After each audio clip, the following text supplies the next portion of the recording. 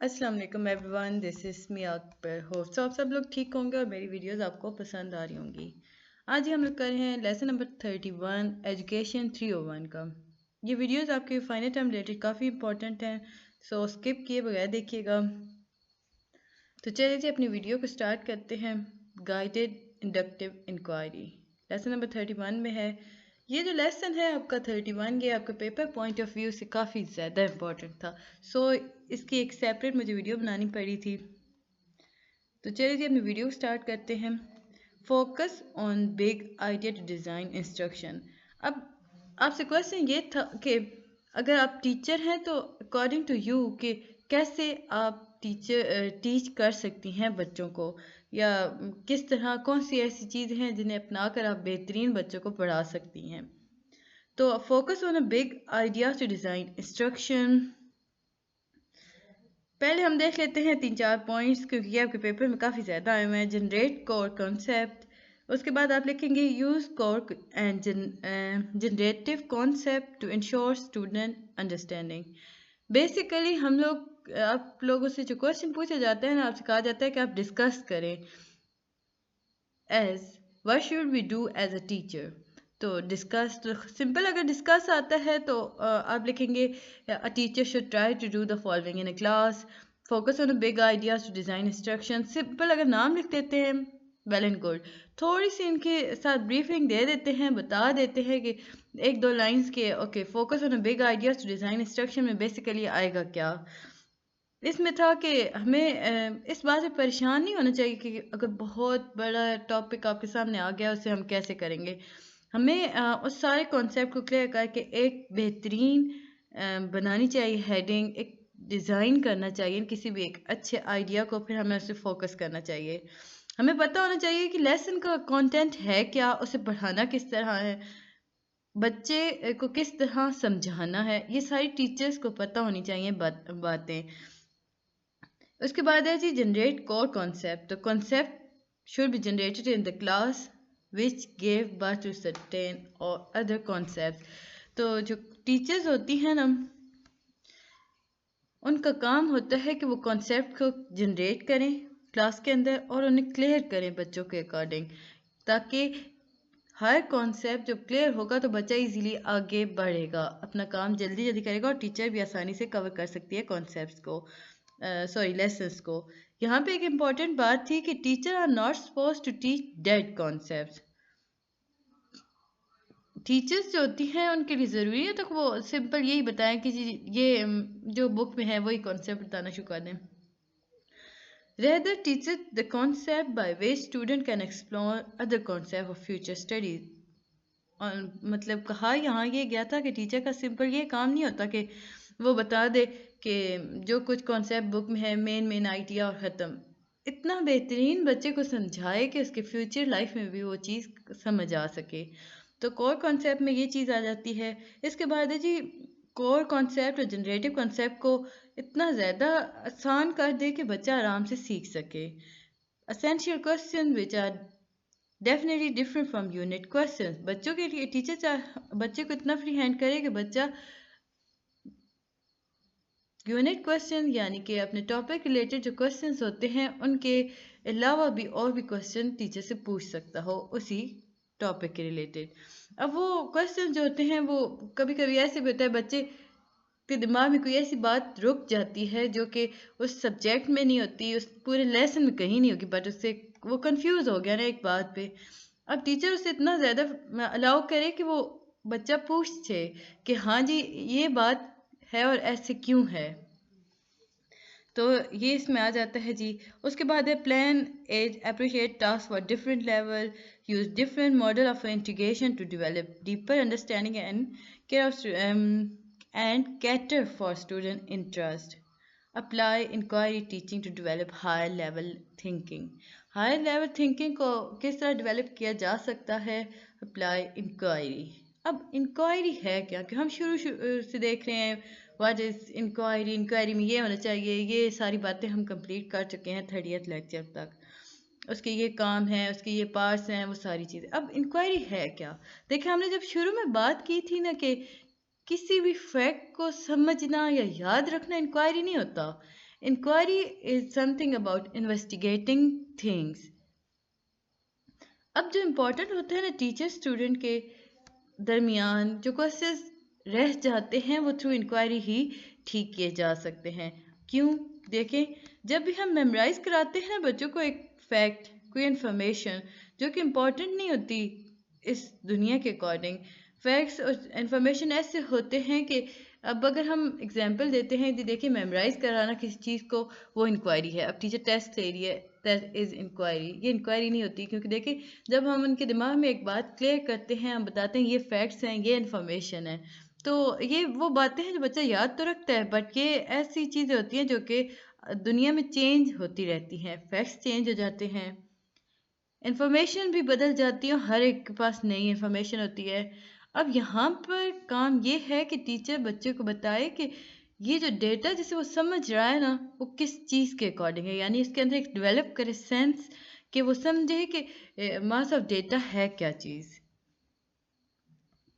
Memorizing fact and information is not the most important skill in today's world.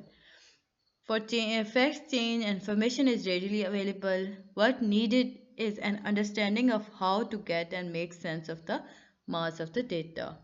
इसके बाद ही मेरे पास एक आता है अफेक्टिव इंक्वायरी। अब अफेक्टिव इंक्वायरी होती क्या है?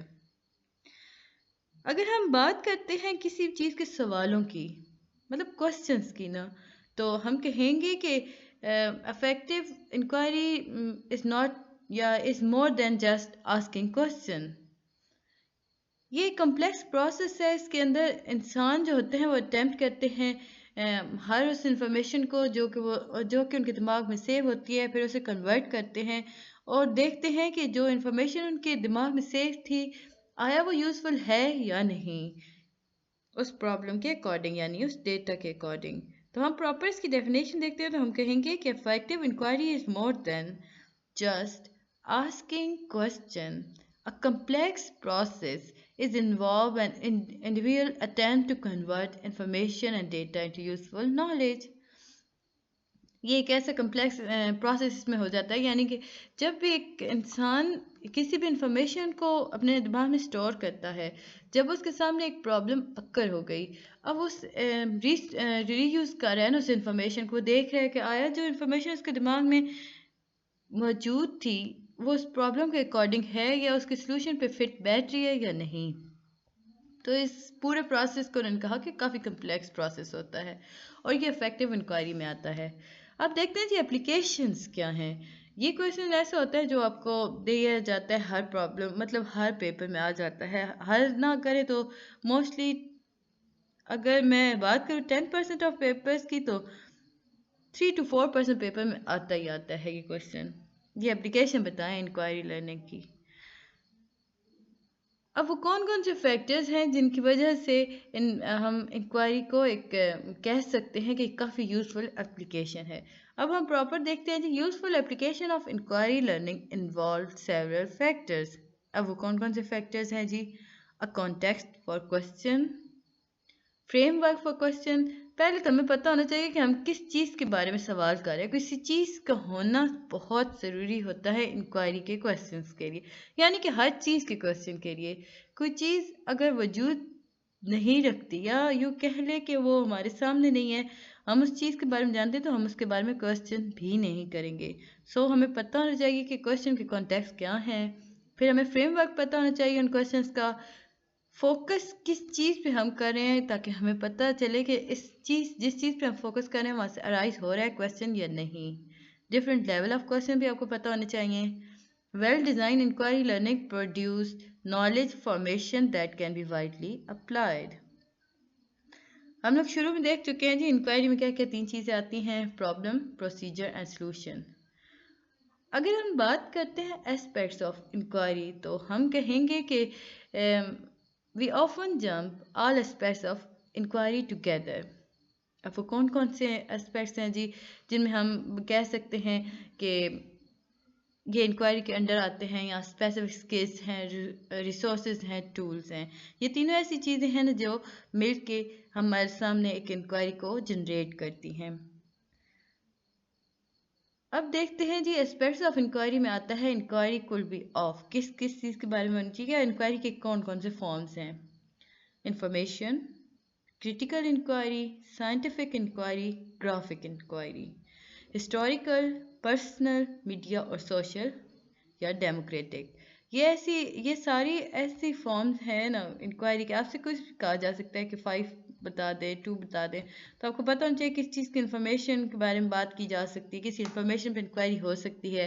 क्रिटिकल इंक्वायरी भी हो सकती है, साइंटिफिक इंक्वायरीज भी होती हैं, ग्राफिक इंक्वायरीज भी होती हैं, हिस्टोरिकल यानी हिस्ट्री रिलेटेड होती हैं, पर्सनल यानी इंसान के बारे में बात की जा सकती है, मीडिया को सबको पता है, सोशल और डेमोक्रेटिक का भी कॉन्सेप्ट आपको क्लियर होगा। अच्छा, हम लोग बात कर रहे थे ना, ये सारे हमने एस्पेक्ट्स ऑफ इंक्वायरी बात की। इनमें कुछ ऐसे एस्पेक्ट्स हैं ना जिनमें हम सिंपल प्रॉब्लम रिलेटेड बात करते हैं, कुछ ऐसे होते हैं जिनमें हम प्रोसीजर रिलेटेड बात करते हैं, और इन्हीं में से कुछ ऐसे हैं जिनके अंदर हम प्रॉब्लम को भी डिस्कस करते हैं, प्रोसीजर को भी डिस्कस करते हैं और एज वेल एज सॉल्यूशन को भी डिस्कस करते हैं। अब देखें इंफॉर्मेशन इंक्वायरी क्या क्या है या कौन कौन सी है।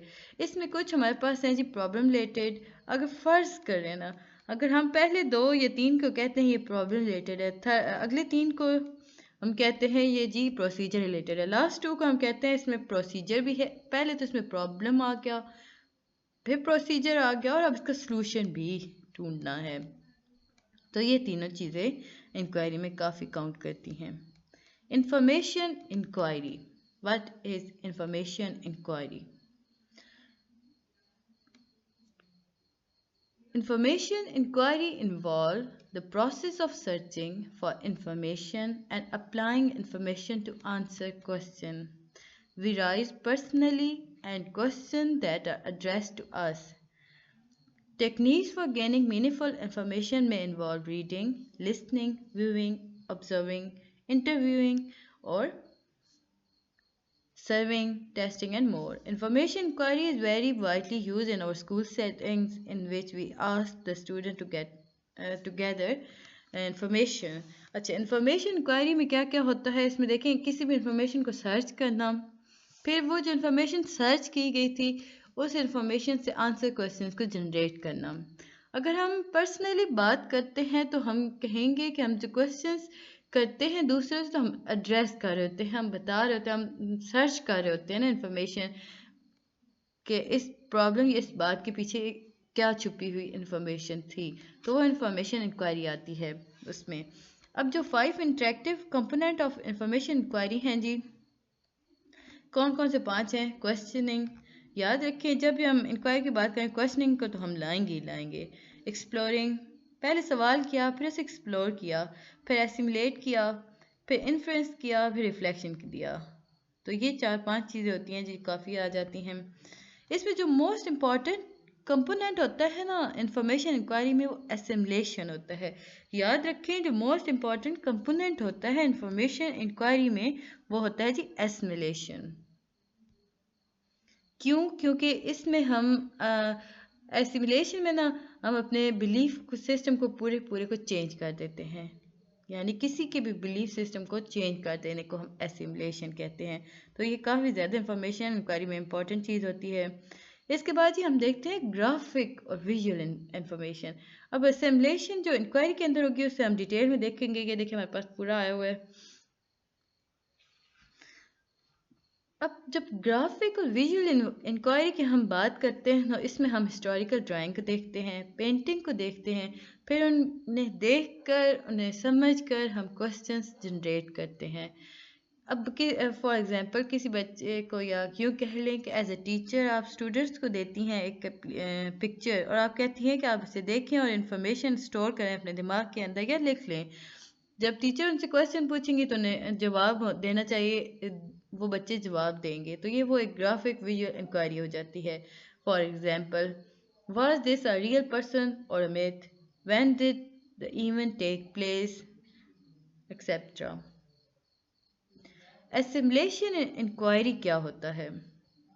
The process of assimilation involve reinforcing and confirming information that is known.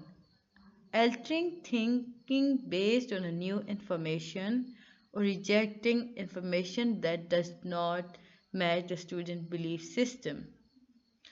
अब जब मैंने आपसे कहा था कि बिलीफ सिस्टम को पूरे को चेंज कर देता है एसिमुलेशन, तो वो ये बात यहाँ पर आकर बताई गई कि ये एक ऐसा प्रोसेस है जिसके अंदर एक एग्जिस्टिंग इंफॉर्मेशन को देखा जाता है जो आपके दिमाग में एक सेव इंफॉर्मेशन है, कॉन्सेप्ट है, आपका बिलीफ है, एक नई इंफॉर्मेशन मुहैया की जाती है। अब दिमाग जो होता है वो चेक करता है कि या वो सेटिस्फाई होता है, आया जो नई इन्फॉर्मेशन है वो बेहतर है। बच्चा अगर सेटिस्फाई हो जाएगा तो वो बिलीफ चेंज कर देगा, उसे एक और कॉन्सेप्ट मिल जाएगा ना, भाई ओके इस तरह नहीं होता, मतलब यूँ ये बात ऐसे नहीं ऐसे भी की जा सकती है, या यूँ इस तरह ये गलत है, यहाँ इस तरह ठीक है।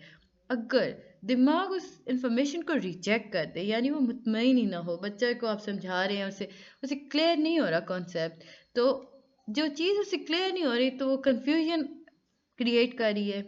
अब बच्चे के अंदर जो दिमाग के अंदर बिलीफ था वो वैसे का वैसे ही रहेगा, क्योंकि उसने तो रिजेक्ट कर दी नई इन्फॉर्मेशन को।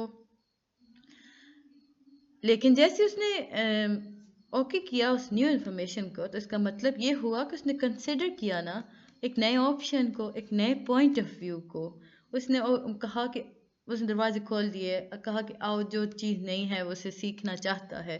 तो ये एसिमुलेशन के थ्रू होता है। अगर एज स्टूडेंट हम देखें ना, 3 पीसेज ऑफ एविडेंस उन्हें दिए जाएं और कंपैरिजन करने का कहा जाए ना, तो हर स्टूडेंट डिफरेंट कंपैरिजन करेगा उस स्पेसिफिक 3 पीसेज ऑफ इंक्वायरी में से, एविडेंस में से। तो ये सारा प्रोसेस होता है जी एसिमुलेशन के थ्रू।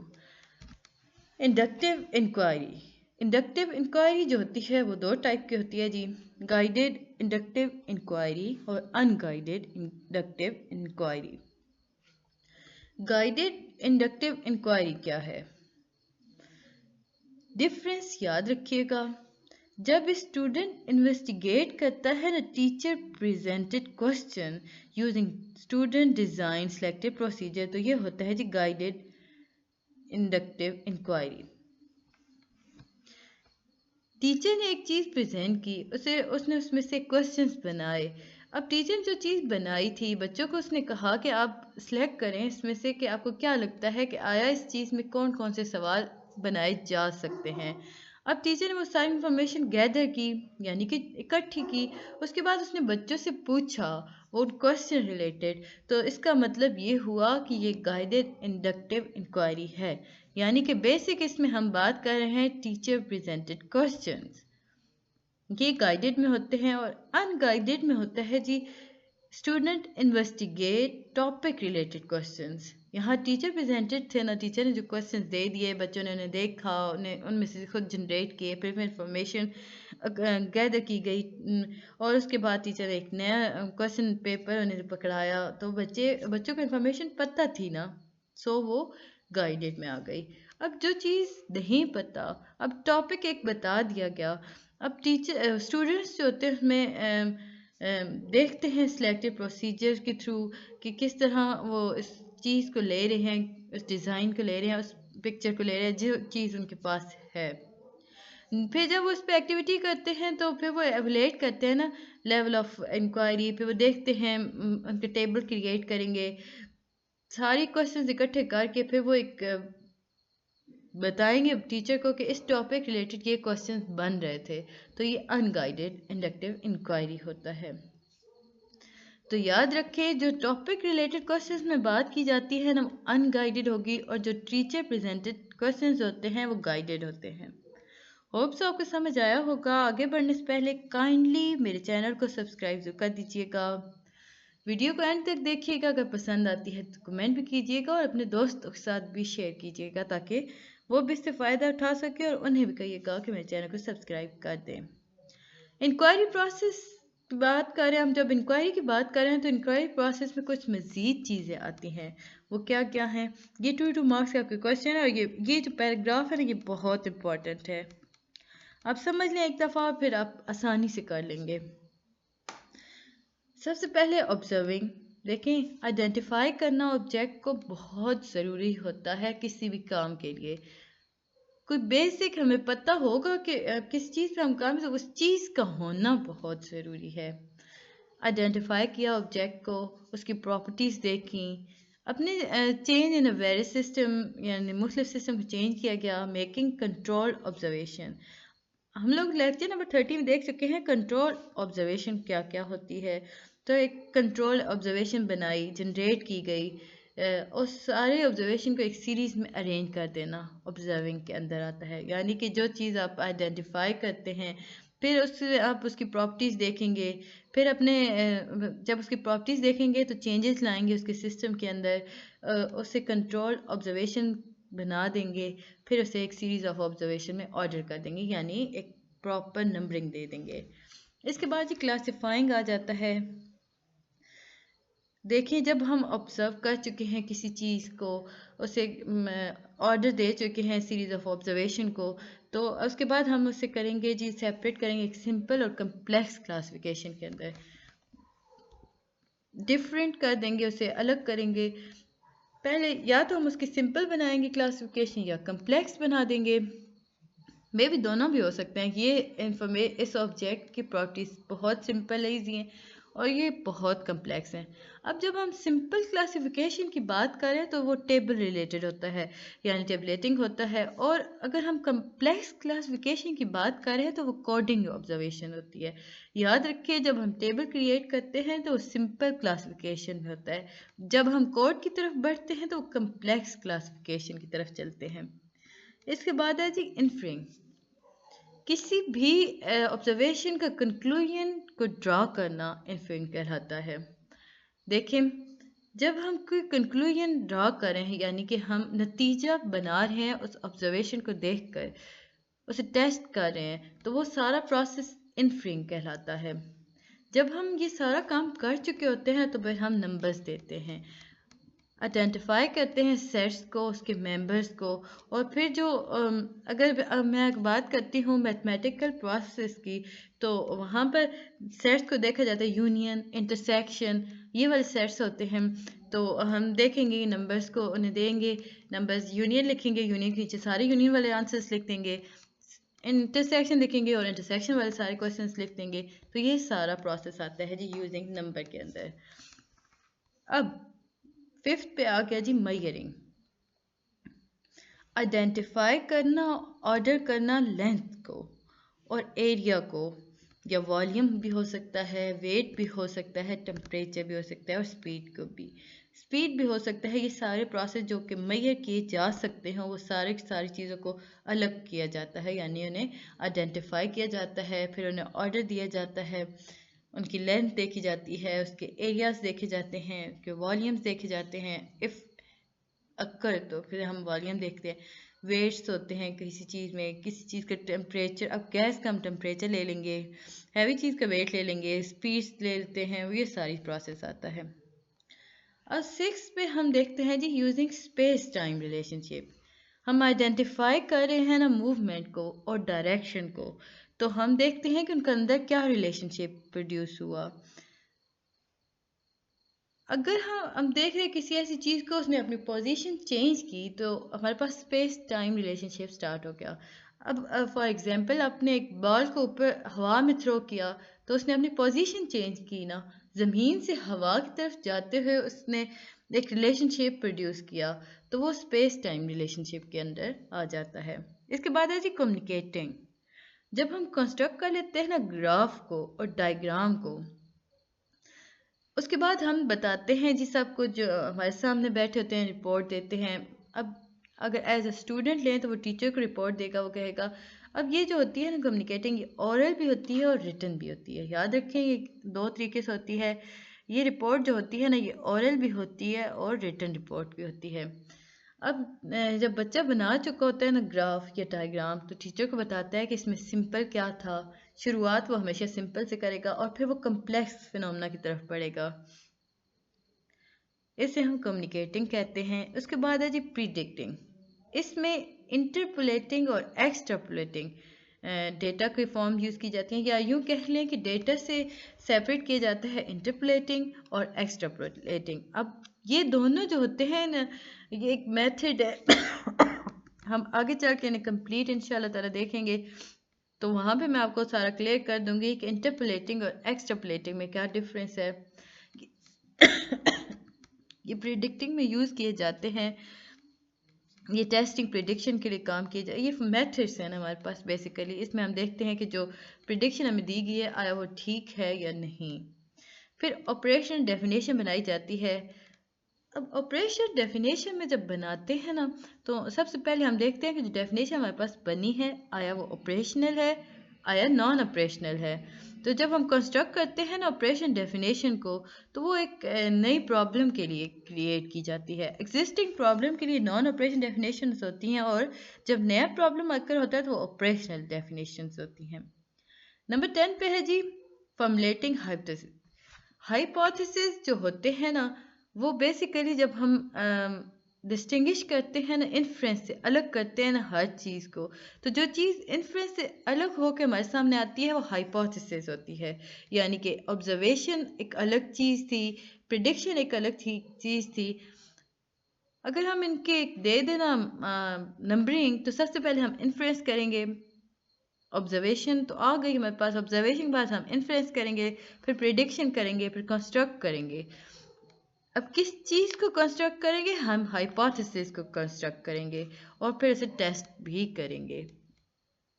इंटरप्रिएटिंग डेटा में क्या क्या आता है जी? Describing data and inference based on them. अब जब डेटा हमारे पास आ गया, उसके नतीजे, उसका फुल कंक्लूजन हमारे सामने आ गया, तो हम देखते हैं कि आया वो जो इक्वेशन, जब डेटा हमारे पास था उसमें कोई इक्वेशंस भी हैं या वो आया वो दुरुस्त है या नहीं।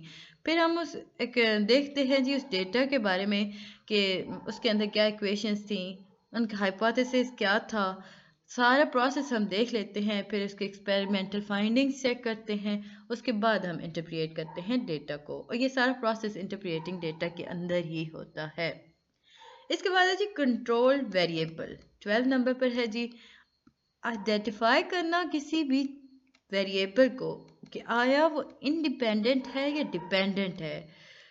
अब आइडेंटिफाई कैसे किया जा सकता है वेरिएबल को, कि हमें कैसे पता चलेगा कि वो इंडिपेंडेंट है या डिपेंडेंट है या वो कंट्रोल्ड है? तो हम एक्सपेरिमेंट्स करते हैं ना, कि हम जब एक्सपेरिमेंट करते हैं तो हमें पता चलता है कि ये वेरिएबल्स कंट्रोल थे, ये अनकंट्रोल्ड आए, या यूं कह ले कि वो इंडिपेंडेंट थे और डिपेंडेंट थे। एक्सपेरिमेंटिंग आ जाता है जी लास्ट में हमारे पास। ये जी होता है कि इंटरप्रिएटिंग अकाउंट ऑफ साइंटिफिक एक्सपेरिमेंट। ये बड़ा प्रॉब्लम है, रात को मैं बनाती हूँ, ये कुत्ता पता नहीं कौन सा है, ये काफ़ी शोर मचाता है। एक्सपेरिमेंट सुबह बनाऊँ तो और चीज़ें शोर मचा रही होती हैं। अच्छा चले छोड़ें, हम वापस अपने लेक्चर की तरफ बढ़ते हैं। तो आप लोग ज़रा सह लीजिएगा, ये आवाज़ की बंद तो नहीं होने वाली, अब मैं क्या कर सकती हूँ। Interpreting account of a scientific experiment. Experimenting क्या चीज़ है? देखें, इसमें हम बात करते हैं किसी भी प्रॉब्लम को, उसकी शुरुआत की चीज़ों को देखा जाता है, फिर एक हाइपोथेसिस क्रिएट किया जाता है, हाइपोथेसिस के बाद एक एक्सपेरिमेंट प्रोसीजर किया जाता है, जिसे उस हाइपोथेसिस पे बेस किए जाते हैं वो एक्सपेरिमेंट। फिर देखा जाता है कि हर एक्सपेरिमेंट के एंड पर क्या आया, जो प्रॉब्लम क्रिएट हुई थी उसका सलूशन आया या नहीं। तो ये सारा इसमें आ जाता है। ये था जी लेसन नंबर 31। होप्स आपको समझ आया होगा। मिलते हैं नेक्स्ट वीडियो में, तब तक के लिए अल्लाह हाफिज़। काइंडली मेरे चैनल सब्सक्राइब कीजिएगा।